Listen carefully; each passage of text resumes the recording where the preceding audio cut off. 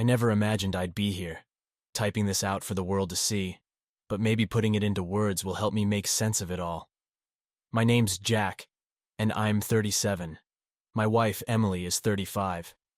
We have been married for 12 years, and until recently, I thought we had a solid relationship.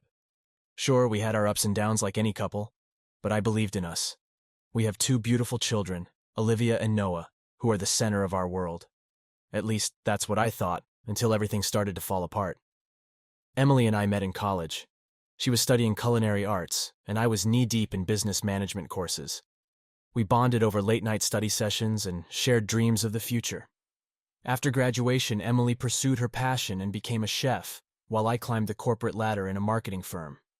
Life was hectic, but we always made time for each other and our kids. Over the years, Emily's career flourished. She became a renowned personal chef, catering to high-profile clients who appreciated her culinary skills.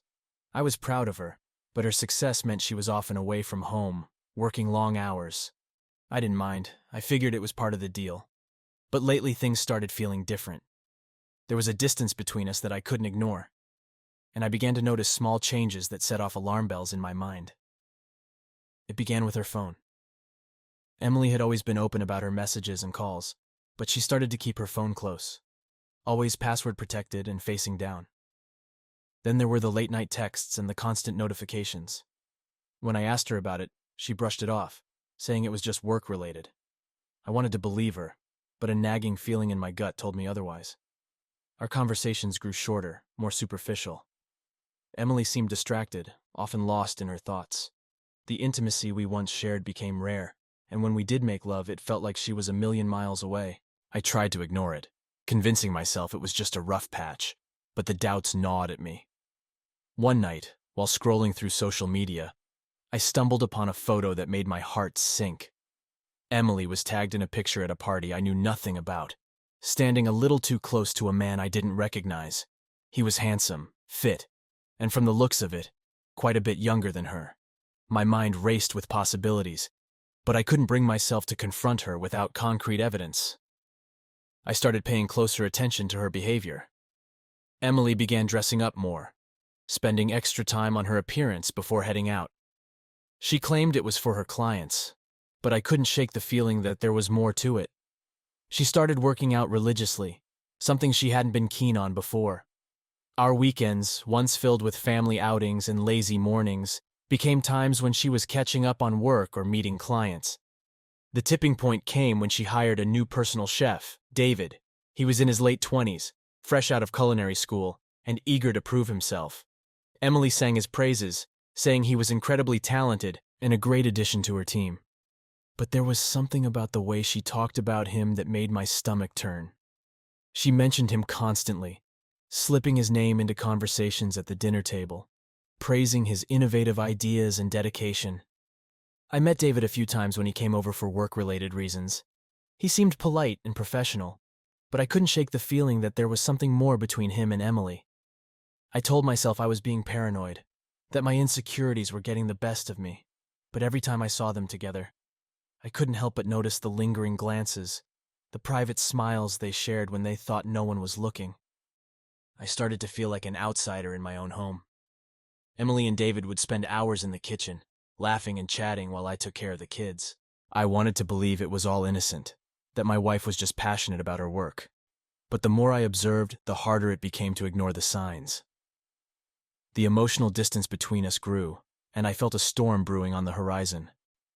Late one night, after Emily had gone to bed, I sat alone in the living room, staring at the ceiling. The weight of my suspicions pressed down on me, and I knew I couldn't keep pretending everything was fine.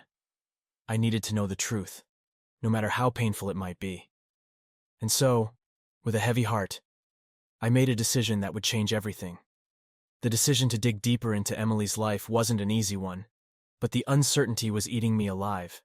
I needed to know if my suspicions were just a byproduct of my insecurities, or if there was something real behind them. The first step was to gather evidence, so I started paying closer attention to Emily's actions and looking for any signs that could confirm my worst fears. One evening, after Emily had fallen asleep, I decided to check her phone. My hands trembled as I unlocked it, using a passcode I'd seen her enter multiple times. The first thing I noticed was the number of messages from David. They weren't inappropriate, at least not at first glance, but there was a frequency and familiarity that set off alarm bells. I opened a conversation thread and began reading through the messages. They talked about work, recipes, and clients, but there was an underlying tone of intimacy that made my stomach churn. Then, I found a series of photos. Some were harmless enough, pictures of dishes they had created together, but others were more personal. There was a selfie of the two of them in the kitchen, their faces close, smiles wide, and a candid shot of Emily laughing at something David had said, her eyes shining in a way I hadn't seen in a long time. It felt like a punch to the gut. I kept digging, hoping to find something that would explain it all away, but instead, I stumbled upon an email exchange that shattered any remaining doubt. The emails were hidden in a folder labeled Recipes, a clever ruse that only deepened my sense of betrayal. In one email, Emily had written about how much she enjoyed spending time with David, and how he made her feel alive in ways she hadn't felt in years. David's responses were equally incriminating, filled with compliments and expressions of affection that went far beyond professional admiration.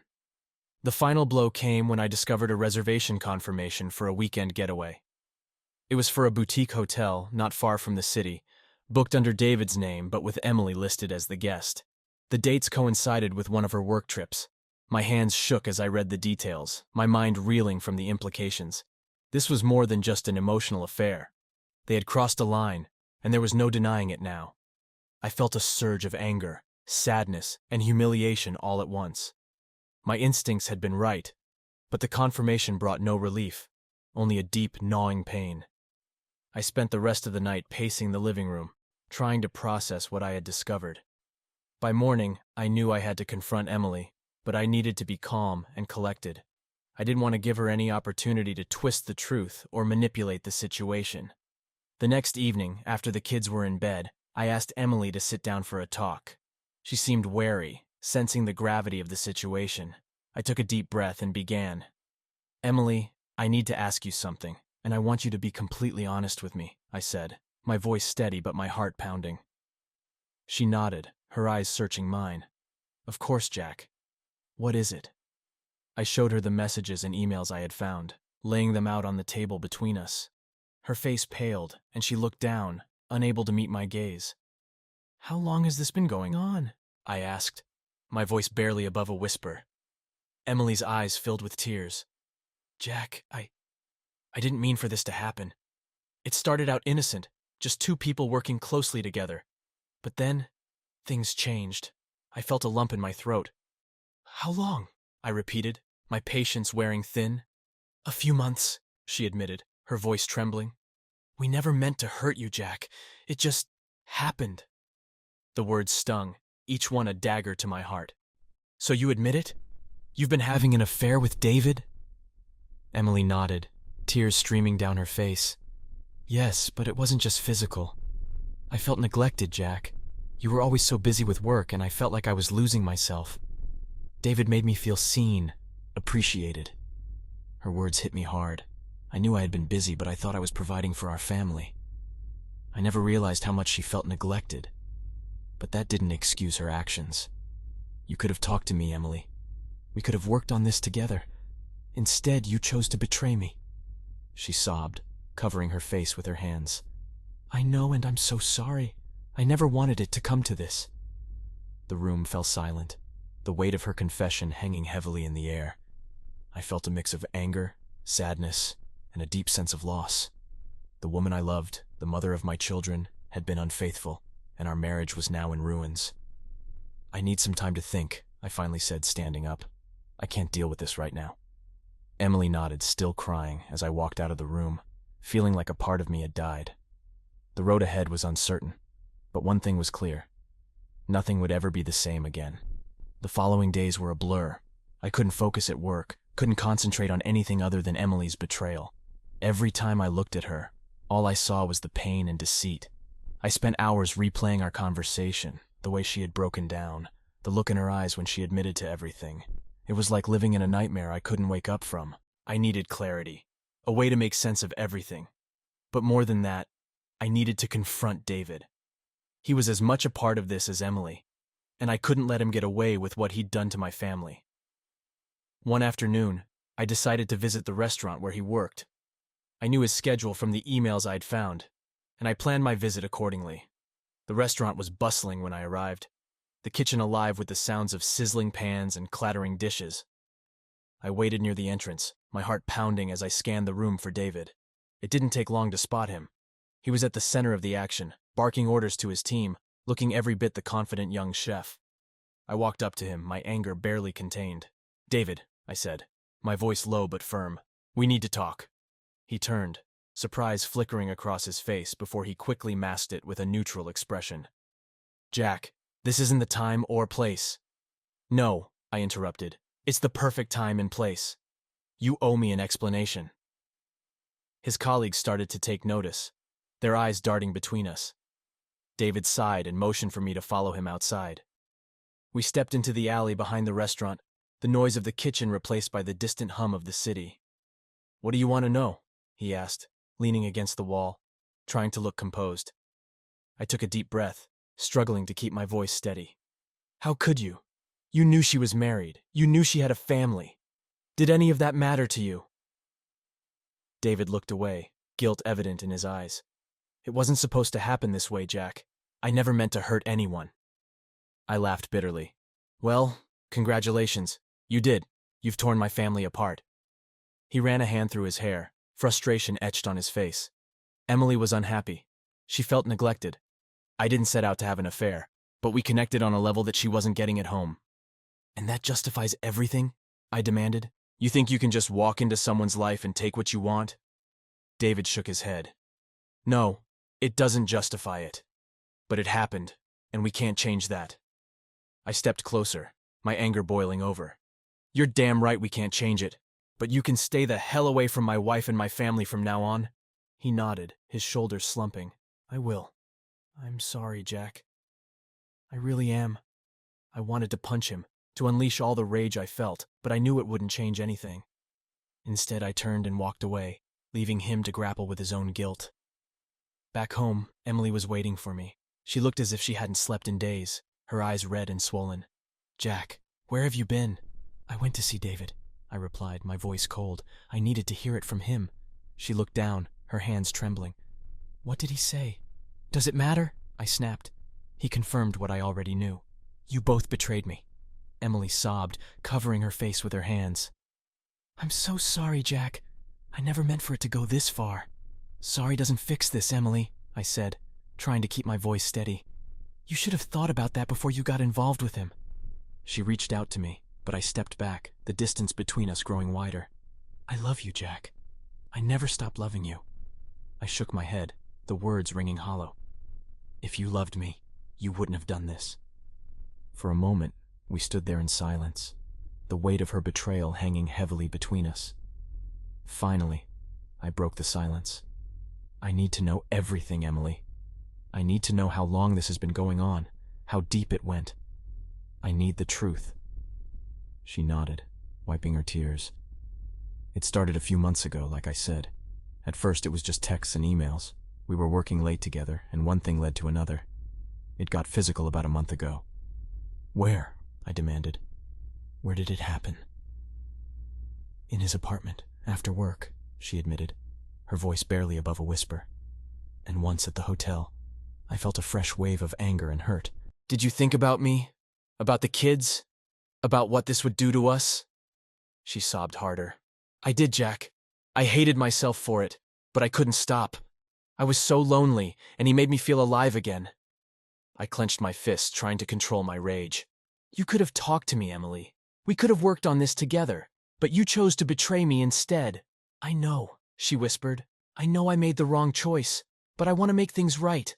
I want to fix this." I looked at her, my heart aching. "I don't know if we can fix this, Emily. I don't know if I can ever trust you again." She nodded, tears streaming down her face. "I understand, but I'm willing to do whatever it takes to try." The room fell silent again, the enormity of our situation sinking in. I wanted to believe her, to think that we could somehow salvage our marriage. But the wound was too fresh, too deep. I needed time to think, to figure out what I wanted, and what was best for our family. I need space, I finally said. I need time to process this.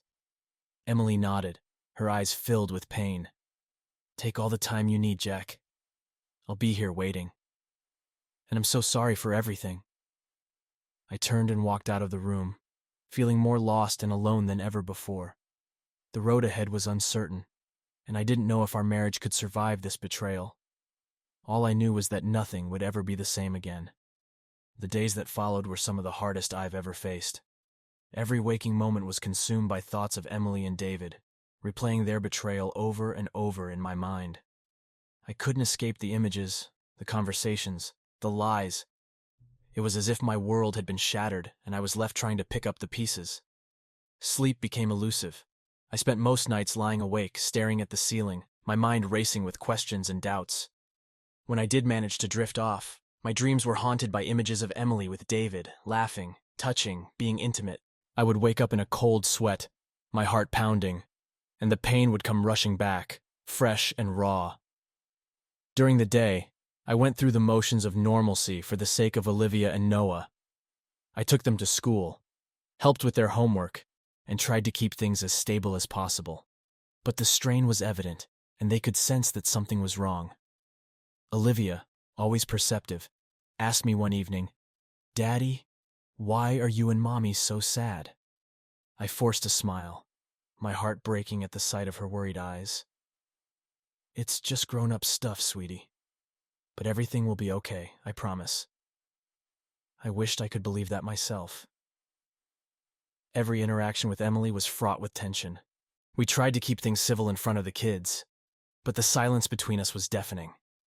The house that had once been filled with laughter and love now felt like a cold, empty shell. Emily made several attempts to talk, to apologize, to explain. But every time she did, I felt the anger and hurt rise up, threatening to overwhelm me. I couldn't look at her without seeing David's face, without hearing their conversations, without feeling the sting of betrayal. I needed space, and she respected that. But it didn't make the pain any less. One evening, after putting the kids to bed, I found myself wandering through the house, lost in thought. I ended up in our bedroom, standing in front of the mirror. I barely recognized the man staring back at me. The dark circles under my eyes, the lines of stress etched into my face, the weight of the world on my shoulders. It all spoke of the toll this ordeal had taken on me. I sat down on the edge of the bed, feeling the weight of everything pressing down on me. I thought about our life together, the years we had shared, the dreams we had built. I thought about the moments of joy and laughter, the times when we had faced challenges together and come out stronger. And then I thought about the betrayal, the lies, the broken trust. It felt like everything we had built was crumbling around me. I needed an outlet, a way to process my emotions. So I started writing. Late at night, when sleep eluded me, I would sit at my desk and pour my heart out onto the pages of a journal. I wrote about the pain, the anger, the sadness. I wrote about the good times and the bad, the moments that had defined our relationship. I wrote about my fears and doubts, my hopes and dreams. It was a way to make sense of the chaos, to find some semblance of clarity in the midst of the storm. As the weeks went by, I began to see a therapist. It wasn't an easy decision, but I knew I needed help to navigate the emotional turmoil I was in. The therapist, Dr. Green, was a kind, compassionate woman who listened without judgment. She helped me explore my feelings, understand the depth of my pain, and find ways to cope with the overwhelming emotions. In our sessions, we talked about the betrayal, the impact it had on me, and the challenges of rebuilding trust. We delved into the dynamics of my relationship with Emily, the factors that might have contributed to her actions, and the ways in which I could begin to heal. Dr. Green encouraged me to focus on self-care, to find activities that brought me joy and helped me reconnect with myself. I started going for long walks in the park, finding solace in the quiet beauty of nature. I reconnected with old friends, opening up to them about what I was going through. Their support and understanding were a lifeline, reminding me that I wasn't alone. I also spent more time with Olivia and Noah, cherishing the moments we had together and finding strength in their love. Through it all, Emily continued to reach out, expressing her regret, and her desire to make things right. She suggested couples therapy, and though I was hesitant at first, I agreed. We needed to find a way to communicate, to address the deep wounds that had been inflicted on our relationship. Our first session with the couples therapist was tense. Emily and I sat across from each other, the weight of unspoken words hanging heavily in the air. The therapist, Dr. Thompson, began by asking us to share our perspectives, our feelings, and our hopes for the future. Emily spoke first, her voice trembling. She talked about her loneliness, her feelings of neglect, and how she had found solace in her connection with David. She admitted her mistakes, acknowledged the hurt she had caused, and expressed her deep remorse. She spoke of her love for me, her desire to rebuild our marriage, and her willingness to do whatever it took to make amends. When it was my turn, I struggled to find the words. The anger and hurt were still so fresh, but I knew I needed to be honest. I talked about the betrayal, the pain of discovering her affair, and the impact it had on me. I spoke of my doubts, my fears, and the difficulty of trusting her again. I also talked about my love for her, the life we had built together, and the part of me that wanted to find a way to move forward. Dr. Thompson guided us through the conversation, helping us to listen to each other without interruption, to express our feelings without blame, and to seek understanding rather than confrontation. It was a difficult process, filled with raw emotions and painful truths, but it was a step towards healing. As the sessions continued, we began to uncover deeper issues in our relationship, patterns of communication, unmet needs, and unspoken resentments. We learned to recognize our triggers, to communicate more openly, and to find ways to reconnect emotionally. It wasn't easy, and there were moments when I wondered if it was worth it. But I could see the effort Emily was making, and I wanted to believe that we could find a way through this. One evening, after a particularly intense session, Emily and I sat on the porch, watching the sunset. The silence between us was different now, not as heavy with unresolved tension, but filled with a tentative hope. "I know I've hurt you deeply, Jack," Emily said softly, her eyes fixed on the horizon. "And I know it's going to take time for you to trust me again. But I'm committed to this, to us. I want to rebuild what we had, stronger and better than before." I looked at her, seeing the sincerity in her eyes. "I want that too, Emily. But it's going to take time. We have to take it one day at a time." She nodded, reaching out to take my hand. One day at a time. And so we began the slow, arduous journey of rebuilding our marriage. It was a path fraught with challenges, but with each step we grew a little closer, finding new ways to connect and heal. The road ahead was uncertain, but for the first time in a long while, I felt a glimmer of hope that we might just find our way back to each other. Despite the tentative steps toward healing, a part of me couldn't let go of the anger and betrayal. I wanted Emily to understand the depth of my pain, to feel the consequences of her actions. I knew that revenge wouldn't solve anything, but the desire to make her pay for what she did consumed me. So I started planning. I knew Emily's weak points, the things she valued most. Her reputation as a personal chef was paramount, and her career had been built on years of hard work and dedication. I also knew that David's career was closely tied to hers.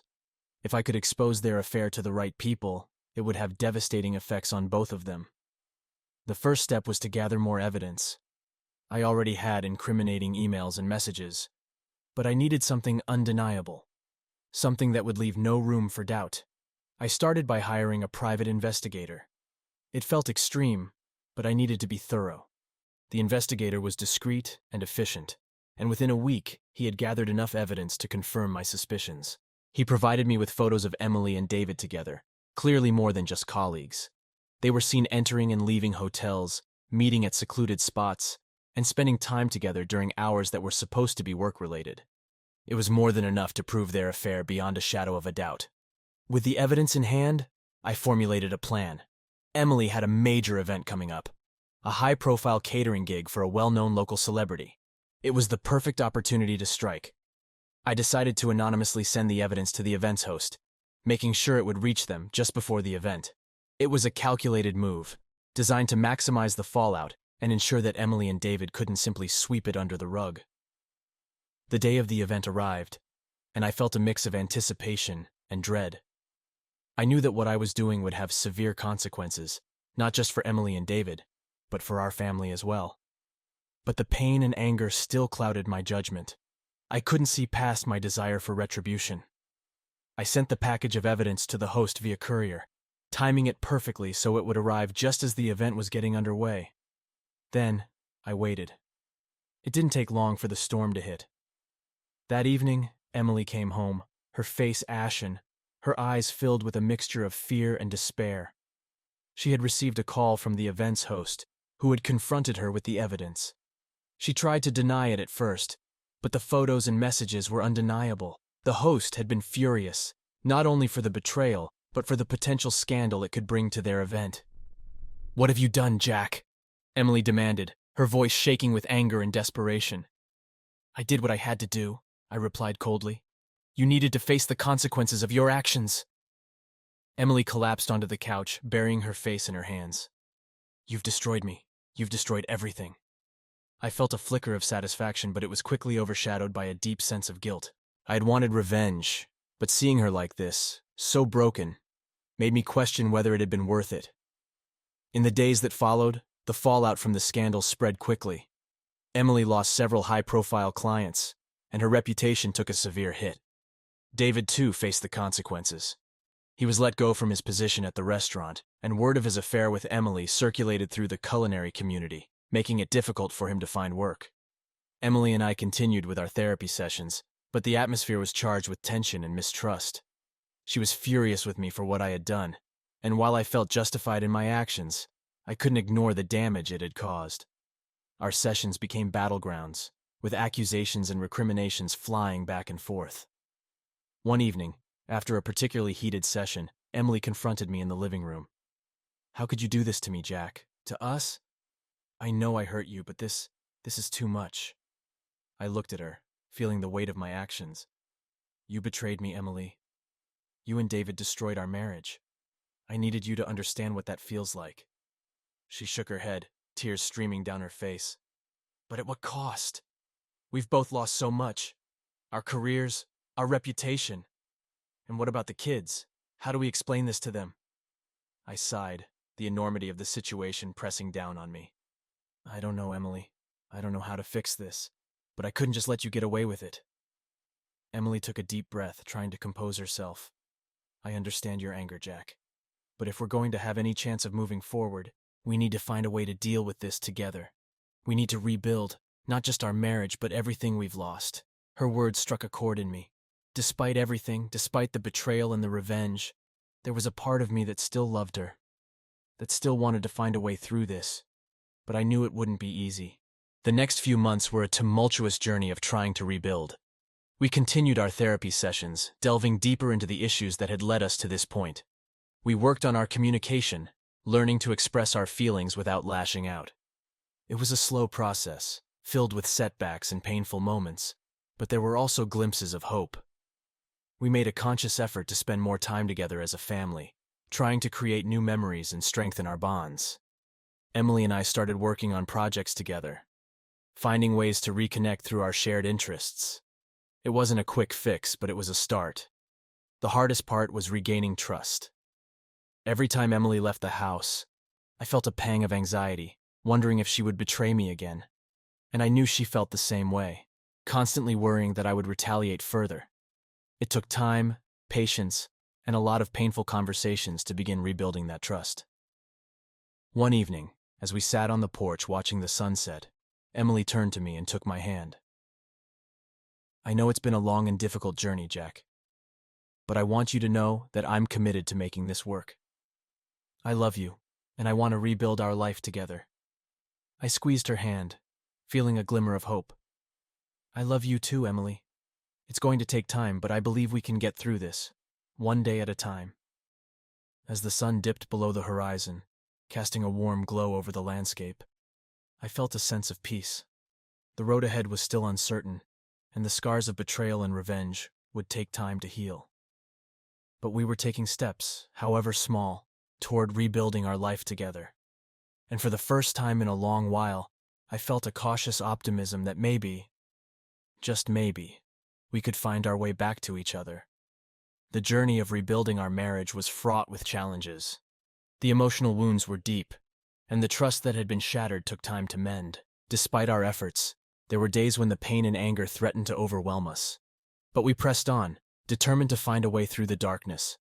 One of the turning points came during a particularly difficult therapy session. Dr. Thompson asked us to reflect on what we truly wanted for our future, both individually and as a couple. It was a question that forced us to confront our deepest fears and desires. "I want to be happy again," Emily said, her voice trembling. "I want to rebuild our marriage, to find a way to love and trust each other again. I want to be the wife and mother I know I can be." Her words resonated with me. I had been so focused on the betrayal and the pain that I hadn't allowed myself to consider what I truly wanted. I took a deep breath, gathering my thoughts. "I want the same," I said slowly. "I want to move past this and rebuild our life together. I want to trust you again, to feel that connection we once had. But it's going to take time, and we need to be honest with each other about our needs and expectations." Dr. Thompson nodded, her expression thoughtful. Rebuilding a marriage after such a profound betrayal is a difficult journey. It requires commitment, patience, and a willingness to confront the underlying issues. But it is possible if both of you are truly dedicated to making it work. We left that session with a renewed sense of purpose. We knew it wouldn't be easy, but we were determined to give it our best shot. We set new goals for ourselves, both individually and as a couple. We made a pact to communicate openly, to express our feelings without fear of judgment, and to support each other through the healing process. One of the first steps was to rebuild our intimacy. It was a delicate process, fraught with vulnerability and hesitation. We started by spending more quality time together, going on dates and rediscovering the things we loved about each other. We talked about our hopes and dreams, our fears and insecurities, and slowly the walls began to come down. We also made a conscious effort to reconnect as a family.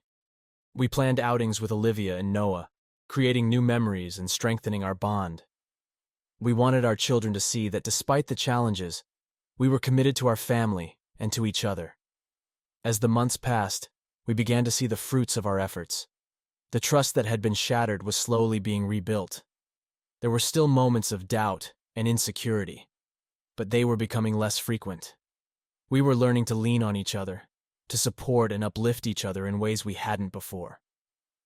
One evening, as we sat on the porch watching the stars, Emily turned to me with a serious expression. "Jack, I've been thinking a lot about everything that's happened. I know I've hurt you deeply and I can't change the past. But I want you to know that I'm fully committed to our future. I want to make this work, no matter what it takes." I looked at her, feeling a mixture of love and sadness. "I believe you, Emily. And I'm committed too. But we need to be honest with ourselves and each other. We can't pretend that everything is perfect, but we can work towards healing and rebuilding." She nodded, her eyes shining with determination. "You're right. And I promise to be honest, to communicate, and to put in the effort. I love you, Jack, and I want to spend the rest of my life making things right." Her words touched me deeply. It was a moment of clarity, a realization that despite everything, we still had a chance to rebuild our marriage. It wouldn't be easy, and there would be setbacks, but we were in it together. The next step was to address the practical aspects of our life.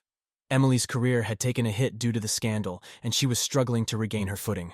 We decided to work together to rebuild her reputation, to support her in her endeavors, and to find new opportunities. We also focused on our financial stability. The fallout from the affair had left us with some challenges, but we were determined to overcome them. We worked on budgeting, planning, and finding ways to secure our family's future. Through it all, we continued our therapy sessions, both individually and as a couple. Dr. Thompson was a guiding light, helping us navigate the complex emotions and challenges we faced. She encouraged us to celebrate our progress, no matter how small, and to stay committed to our goals. One day, as we were preparing dinner together, Emily looked at me with a smile. "You know, Jack, I think we're finally starting to find our way back to each other. It's been a long and difficult journey, but I'm grateful for where we are now." I smiled back, feeling a sense of peace. "I think so too, Emily. And I'm grateful for your commitment and your willingness to fight for us. We're not perfect, but we're stronger than we were before." As the days turned into weeks and then months, we continued to rebuild our life together. There were still challenges, but we faced them with a renewed sense of unity and determination. We learned to appreciate the small moments, to find joy in each other's company, and to cherish the love we had fought so hard to reclaim. One evening, as we sat on the porch watching the sunset, Emily reached for my hand. "Jack, I want to renew our vows. I want to reaffirm our commitment to each other and to our family. We've come so far, and I want to celebrate that." Tears filled my eyes as I looked at her. "I would love that, Emily. It would be a beautiful way to mark our journey and to celebrate our love."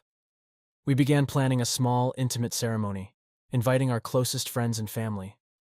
It was a day filled with love, joy, and a sense of renewal. As we stood before our loved ones, exchanging vows and promising to love and cherish each other for the rest of our lives, I felt a deep sense of gratitude. We had faced the darkest moments of our marriage and emerged stronger. The road ahead was still uncertain, but we were walking it together, hand in hand. We had learned the importance of communication, trust, and commitment, and we were determined to build a future filled with love and happiness.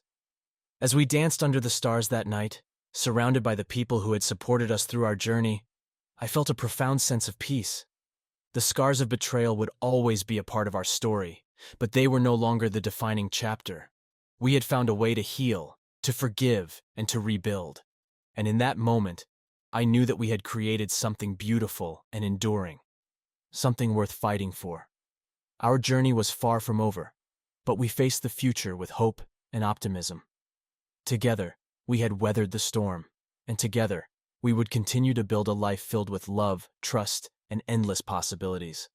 The pain of the past would always be there, but it was no longer the center of our story. Our love had been tested, and it had emerged stronger, more resilient, and ready to face whatever the future held. The renewal of our vows marked a turning point in our journey. It wasn't just a celebration of our commitment, but a powerful symbol of our resilience and determination to build a better future together. Life gradually began to settle into a new rhythm, one defined by a deeper understanding and a renewed sense of purpose. In the months that followed, Emily and I continued to work on our relationship. We made a conscious effort to communicate openly and honestly, to share our thoughts and feelings without fear of judgment. It wasn't always easy, but we were both committed to the process, knowing that it was essential for our healing and growth. Our children, Olivia and Noah, were a constant source of inspiration and motivation.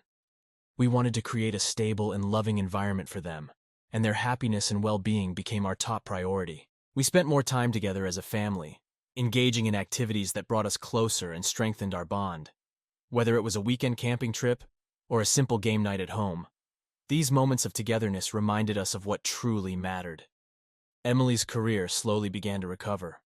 With my support, she regained her confidence and found new opportunities to showcase her talents. We worked together to rebuild her reputation, and she earned back the trust and respect of her clients. It was a long and challenging process, but seeing her passion reignited was worth every effort. As for me, I found solace in writing. What had started as a way to process my emotions turned into a new passion. I began sharing my experiences through a blog, hoping to connect with others who had faced similar challenges. The response was overwhelming. People from all walks of life reached out, sharing their stories and offering words of encouragement. It was a reminder that none of us are truly alone in our struggles. One evening, as I was working on a new blog post, Emily came into the room, holding a cup of tea. She sat beside me, her presence a comforting reminder of how far we had come. "You know," she said, her voice soft, "I've been reading your blog. It's incredible, Jack. Your words have touched so many people." I smiled, feeling a warmth spread through me. "It's been therapeutic for me too. Writing helps me make sense of everything." She nodded, her eyes reflecting a mixture of pride and admiration. "I think it's more than that. You've turned our pain into something positive, something that can help others." Her words meant the world to me. We had taken a painful experience and transformed it into a source of strength and inspiration. It was a testament to our resilience and our ability to find light even in the darkest of times. As the years went by, we continued to build on the foundation we had laid. There were still moments of doubt and insecurity, but they were outweighed by the love and trust we had worked so hard to rebuild. We learned to appreciate the small victories, to find joy in the everyday moments that made life beautiful. One day, as we sat on the porch watching the sunset, Emily turned to me with a thoughtful expression. Jack, do you ever think about what we've been through? How far we've come? I looked at her, feeling a profound sense of gratitude. I do. And I'm grateful for every step of our journey, even the difficult ones. They've made us who we are today. She smiled, her eyes shining with emotion. I'm grateful too. We've faced so much, but we've come out stronger. I wouldn't trade our journey for anything. As we sat there, hand in hand, I realized that our story was one of resilience, forgiveness, and enduring love. We had faced betrayal and pain, but we had also found a way to heal and rebuild. Our love had been tested, and it had emerged stronger, more resilient, and ready to face whatever the future held. In the end, our journey wasn't just about surviving infidelity. It was about rediscovering each other, rebuilding our trust, and creating a future filled with hope and possibility. We had learned that love is not just a feeling, but a commitment to growth, understanding, and unwavering support. Looking back, I knew that the road we had traveled was far from easy. It had been filled with heartache and challenges, but it had also been a journey of profound growth and transformation. We had taken the pieces of our broken hearts and built something beautiful and enduring. As the sun dipped below the horizon, casting a warm glow over the landscape, I felt a deep sense of peace. The future was still uncertain, but we faced it together, hand in hand, ready to embrace whatever came our way. Our story was far from over, but I knew that with Emily by my side, we could face anything. We had found a way to turn our pain into strength, our doubts into trust, and our love into an unbreakable bond. And for that, I was eternally grateful. As the stars began to twinkle in the night sky, I looked at Emily and smiled. Here's to us, to our journey, and to the future we're building together. She squeezed my hand, her eyes reflecting the love and determination that had brought us this far. Here's to us, Jack, always and forever. And with that, we embraced the future, ready to face it together, knowing that our love had been tested and had emerged stronger, more resilient, and ready to shine brightly in the face of any challenge.